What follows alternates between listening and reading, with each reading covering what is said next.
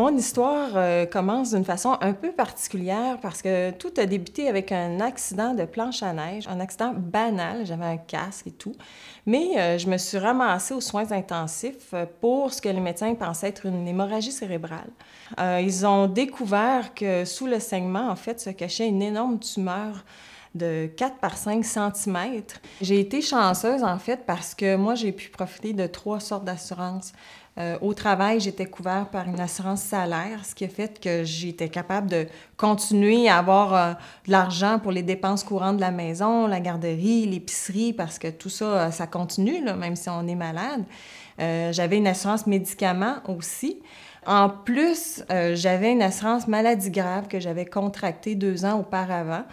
Alors ça a été une rentrée d'argent non prévue, mais la différence que ça a fait, bien, beaucoup de choses en fait, parce que c'était comme une police d'assurance qui me permettait de me dire que si j'avais besoin d'être soignée ailleurs, j'avais les moyens de le faire aussi. J'ai été chanceuse d'avoir trouvé un spécialiste ici au Québec, mais j'aurais pu avoir à aller aux États-Unis.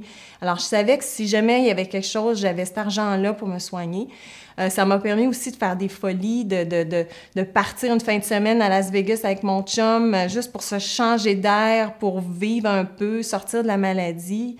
Et puis, c'est vraiment une paix d'esprit que ça nous donne. Ça nous permet de juste se concentrer sur la guérison. Et ce que j'ai réalisé aussi, c'est que ça entraîne toutes sortes de dépenses qu'on n'a pas prévues, comme la perruque. C'est très cher, c'est pas nécessairement remboursé.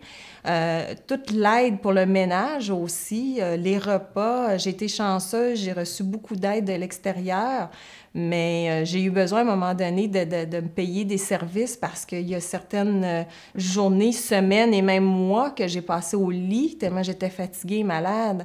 Alors, il y a aussi tous les rendez-vous à l'hôpital. Faut payer le stationnement. J'ai pogné des contraventions. Donc, c'est toutes ces dépenses-là qui s'ajoutent. Et puis, ça, c'est pendant la maladie. Mais après la maladie, ça continue parce que, bon, là, il y a le retour progressif au travail qui a un impact financier. Mon chum et ma mère, qui m'ont beaucoup accompagnée, ont dû s'absenter du travail également. Mes enfants ont eu besoin d'un psychologue.